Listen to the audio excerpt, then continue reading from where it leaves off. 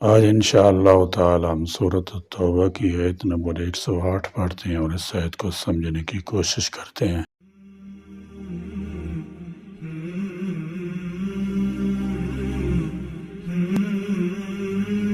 اعوذ باللہ من الشیطان الرجیم، بسم اللہ الرحمن الرحیم۔ لا تقم فیہ ابدا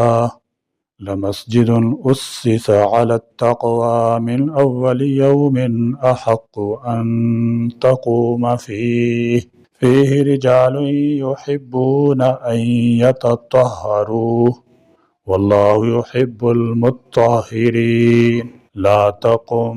آپ نہ کھڑے ہوں، فیہ، اس مسجد زرار میں، ابداً، کبھی بھی۔ فرمایا لا تقم فیہ ابدا،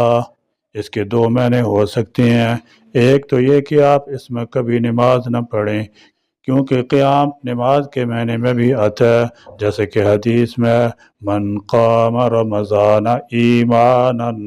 دوسرا یہ کہ نماز تو دور کی بات ہے، آپ صلی اللہ تعالی وسلم کبھی اس مسجد میں جا کر کھڑے بھی نہ ہوں، کیونکہ اس میں ان کی عزت افزائی ہوگی، جیسے کہ آپ کو منافقین کا جنازہ پڑھنے اور ان کی قبروں پر کھڑے ہونے سے بھی منع فرمایا، وَلَا تُصَلِّ عَلَىٰ أَحَدٍ مِّنْهُمْ مَاتَ أَبَدًا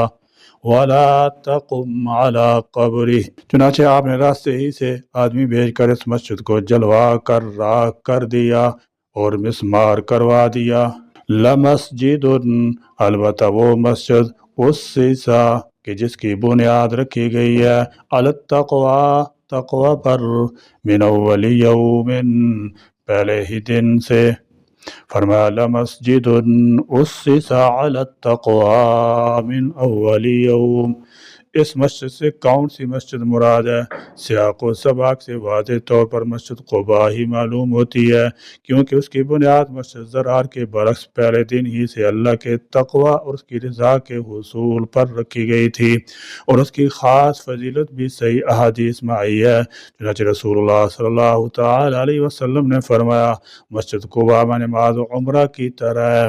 عبداللہ بن عمر رضی اللہ تعالی عنہ بیان کرتے ہیں کہ رسول اللہ صلی اللہ تعالی علیہ وسلم ہر ہفتہ کے دن مسجد قباء میں سوار ہو کر یا پیدل آیا کرتے تھے اور اس میں 2 رکعتیں پڑھا کرتے تھے۔ صحیح بخاری میں ہجرت سے متعلق طویل حدیث میں ہے کہ رسول اللہ صلی اللہ تعالی وسلم ہجرت کے موقع پر پہلے بنو عمر بن عوف 10 سے کچھ زیادہ راتیں ٹھہرے اور اس مسجد کی بنیاد رکھی جو اسس علی التقوی من اول یوم ہے،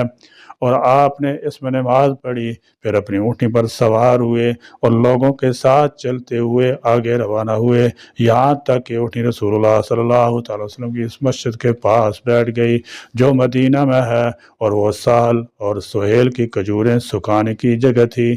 اس سے بھی ظاہر ہے کہ اس سے مراد مسجد قباء ہے، مگر بعض احادیث میں کہ رسول اللہ صلی اللہ علیہ وسلم نے اس کا مصداق مسجد نبوی کو قرار دیا۔ چنانچہ ابو سعید خدری رضی اللہ تعالی بیان کرتے ہیں کہ 2 آدمیوں کی اس مسجد کے بارے میں بحث ہو گئی کہ وہ کون سی مسجد ہے جو اسس علی التقوی من اول یوم ہے۔ ایک نے کہا وہ مسجد قباء ہے، دوسرے نے کہا وہ مسجد رسول اللہ صلی اللہ علیہ وسلم یعنی مسجد نبوی ہے، تو رسول اللہ صلی اللہ تعالی وسلم نے فرمایا وہ میری یہ مسجد نبوی ہے۔ اس کی سند بھی صحیح ہے، اور احمد مسلم نے صحیح مذکورہ حدیث میں بھی آپ صلی اللہ علیہ وسلم نے اسے مسجد نبوی ہی قرار دیا ہے۔ اہل علم نے فرمایا ان دونوں حدیثوں میں کوئی تضاد نہیں، کیونکہ دونوں مسجد کی بنیاد پہلے ہی دن سے تقوی پر رکھی گئی ہے، اور آپ کا مسجد نبوی کی صراحت کرنا اس لیے تھا کہ کوئی شخص یہ نہ سمجھ لے کہ پہلے دن سے تقوی پر بنیاد صرف مسجد قباء کی رکھی گئی ہے، بلکہ واضح فرمایا کہ مسجد نبوی کی بنیاد بھی پہلے دن سے ہی تقوی پر رکھی گئی ہے،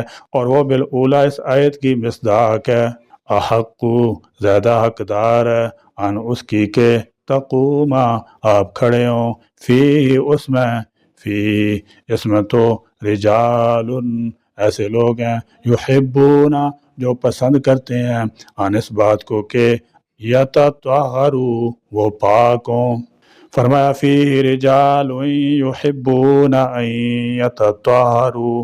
یعنی تطہر یا تطہر کے صیغے ہیں، اس لیے ان کا معنی حروف میں اضافے کی وجہ سے بہت پاک ہونا اور رہنا ہے۔ حضرت ابو ہریرہ رضی اللہ تعالیٰ عنہ سے روایت ہے کہ نبی کریم صلی اللہ تعالیٰ وسلم نے فرمایا یأت فیہ رجال یحبون ان یتطہروا واللہ یحب المطہرین۔ اہل قباء کے متعلق اتری، وہ پانی کے ساتھ استنجا کرتے تھے۔ حدیث میں آتا ہے کہ اس مراد اہل قباء ہیں۔ نبی کریم صلی اللہ علیہ وسلم سے پوچھا کہ اللہ تعالیٰ نے تمہاری طہارت کی تعریف فرمائی ہے، تم کیا کرتے ہو؟ انہوں نے کہا ہم ڈھیلے استعمال کرنے کے ساتھ ساتھ پانی بھی استعمال کرتے ہیں۔ امام ابن کثیر فرماتے ہیں کہ یہ آیت اس بات کی دلیل ہے کہ ایسے قدیم مسجد میں نماز پڑھنا مستحب ہے جو اللہ وحدہ لا شریک لہ کی عبادت کی غرض سے تعمیر کی گئی ہو، نیز صالحین کی جماعت اور ایسے لوگوں کے ساتھ نماز پڑھنا مستحب ہے جو مکمل وضو کرنے، طہارت پاکیزگی کا صحیح اہتمام کرنے والے ہوں۔ واللہ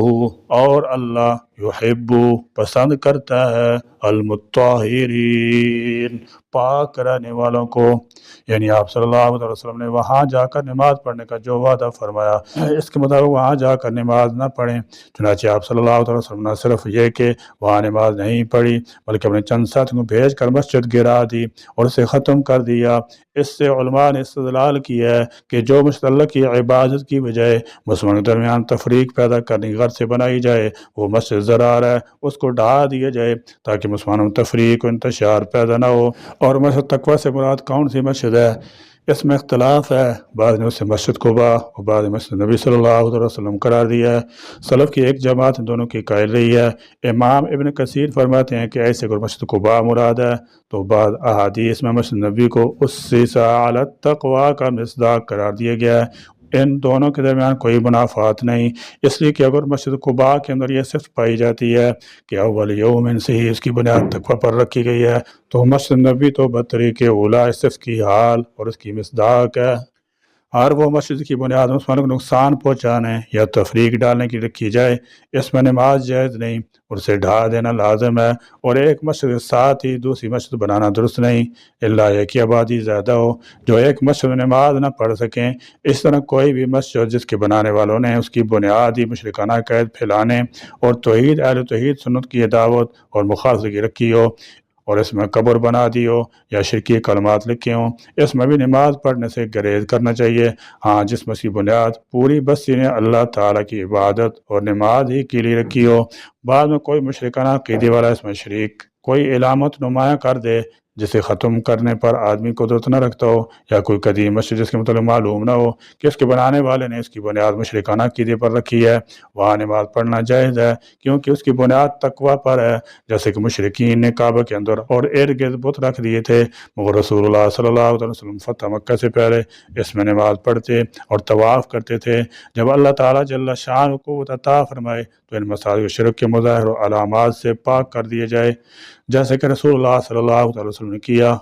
مسلمانوں کے زوال کے اسباب میں سے بہت بڑا سبب ان کی باہمی تفریق ہے، اسی تمام کفار منافقین اسے زیادہ سے زیادہ بڑھانے کی کوشش کرتے رہتے ہیں۔ فی زمانہ میں مسلمانوں میں ایک تعداد ایسی ہے جنہیں عالی شان مسجد تعمیر کرنے پر اور زیادہ مسجد بنانے پر ایک دوسرے سے فخر کا اظہار کرتے دیکھا گیا ہے۔ ان کے دلوں کا حال اللہ تعالیٰ ہی بہتر جانتا ہے، یا خود انہیں اپنے دلوں کا حال اچھی طرح معلوم ہے۔ اگر انہوں نے اللہ تعالیٰ کی رضا حاصل کرنے اور اس کی عبادت کرنے مسلمانوں کو سہولت پہنچانے کی نیت سے عالی شان اور خوبصورت مساجد بنائی ہیں تو ان کا یہ عمل لائق تحسین اور اجر و ثواب کا باعث ہے،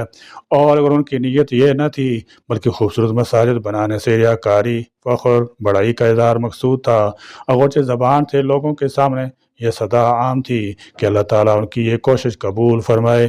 یاد رہے کسی کے دل کا حال اللہ تعالیٰ بہتر جانتا ہے، اور ہمارے پاس کوئی ایسا ذریعہ نہیں جسے ہم کسی کے دل کا حال معلوم کر سکیں، اس لیے کسی مسلمان پر بدگمانی کرنے اور اس پر یہ الزام ڈالنے کی شرن کسی کو اجازت نہیں کہ اس نے فخر ریاکاری کی نیت سے مسجد تعمیر کی ہے، لیکن تعمیر کرنے والے کو بہرحال اپنے قلب کی طرف نظر رکھنی چاہیے کہ اس کا مقصد کیا ہے۔ بہرحال یہ آیت مسجد قباء والوں کے حق میں نازل ہوئی۔ سید عالم صلی اللہ تعالی علیہ وسلم نے ان سے فرمایا، اے گروہ انصار، اللہ عز و جل نے تمہاری تعریف فرمائی ہے، تم وضو اور استنجے کے وقت کیا عمل کرتے ہو؟ انہوں نے عرض کی، یا رسول اللہ صلی اللہ علیہ وسلم، ہم بڑا استنجا 3 ڈیلوں سے کرتے ہیں، اس کے بعد پانی سے طہارت کرتے ہیں۔ ہر صاحب ذوق شخص اس بات سے بخوبی واقف ہے کہ امیری ہو یا فقیری، ہر حال میں صفائی ستھرائی انسان کے وقار و شرف کی آئینہ دار ہے، جبکہ گندگی انسان کی عزت و عظمت کی بدترین دشمن ہے۔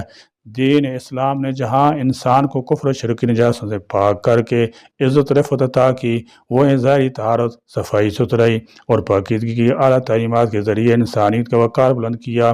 بدن کی پاکیزگی ہو یا لباس کی ستھرائی، ظاہری حیت کی عمدگی ہو یا طور طریقے کی اچھائی، مکان اور ساز و سامان کی بہتری ہو یا سواری کی دھلائی، الغرض ہر چیز کو صاف ستھرا اور جاذب نظر رکھنے کی دین اسلام میں تعلیم اور ترغیب دی گئی ہے۔ چنانچہ ارشاد باری تعالیٰ ہے، ان اللہ یحب التوابین ویحب المتطہرین، بے شک اللہ بہت توبہ کرنے والوں سے محبت فرماتا ہے، خوب صاف ستھرے رہنے والوں کو پسند فرماتا ہے۔ حضرت ابو مالک اشعری رضی اللہ تعالیٰ عنہ سے روایت ہے کہ نبی اکرم صلی اللہ تعالیٰ علیہ وسلم نے ارشاد فرمایا، پاکیزگی نصف ایمان ہے۔ ایک روایت میں ہے کہ جو چیز تمہیں میسر ہو اس سے نظافت حاصل کرو۔ اللہ تعالیٰ جل شانہ نے اسلام کی بنیاد صفائی پر رکھی ہے، اور جنت میں صاف ستھرے رہنے والے ہی داخل ہوں گے۔ اور سعد بن خنطلہ رضی اللہ تعالیٰ عنہ سے روایت ہے کہ نبی اکرم صلی اللہ تعالیٰ علیہ وسلم نے ارشاد فرمایا، جو لباس تم پہنتے ہو اسے صاف ستھرا رکھو اور اپنی سواریوں کی دیکھ بھال کیا کرو، اور تمہاری ظاہری حیت ایسی صاف ستھری ہو کہ جب لوگوں میں جاؤ تو وہ تمہاری عزت کریں۔ اس حدیث میں اس بات کی طرف اشارہ ہے